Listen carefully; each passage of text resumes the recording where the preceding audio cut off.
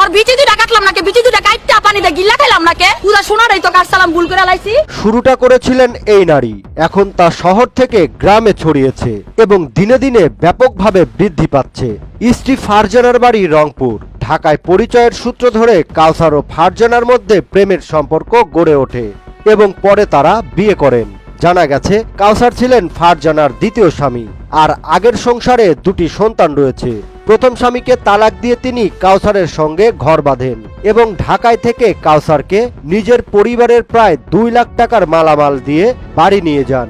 বৃহস্পতিবার দুপুরে দুজনই খাওয়ার পরে ঘরের পাটাতনে বিশ্রাম নিচ্ছিলেন। এ সময় দুজনের মধ্যে কথা কাটাকাটির এক পর্যায়ে ফারজানা কাউসারের চোখ ওড়না দিয়ে বেঁধে দেয়, পরে চাকু দিয়ে স্বামীর সঙ্গে আঘাত করে। কাউসার চিৎকার করে নিচে নামলে অজ্ঞান হয়ে যান।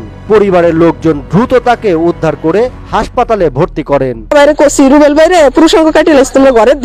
অপরদিকে ফারজানা ঘটনার দায় স্বীকার করে বলেন, কাউসার নানা প্রলোভন দেখিয়ে আমার সর্বনাশ করেছে।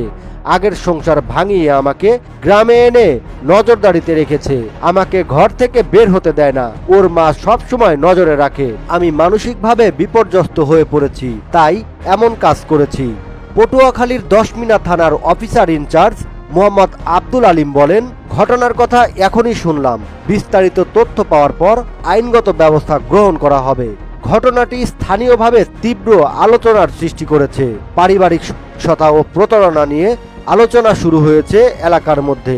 এই ঘটনা নারীর বিরুদ্ধে সহিংসতার সাধারণ ধারণার বাইরে এক উল্টো বাস্তবতা তুলে ধরেছে, যা পারস্পরিক শ্রদ্ধা ও সততার ভিত্তিতে সম্পর্ক গড়ার প্রয়োজনীয়তাকে আরও জোরালো করে তুলেছে।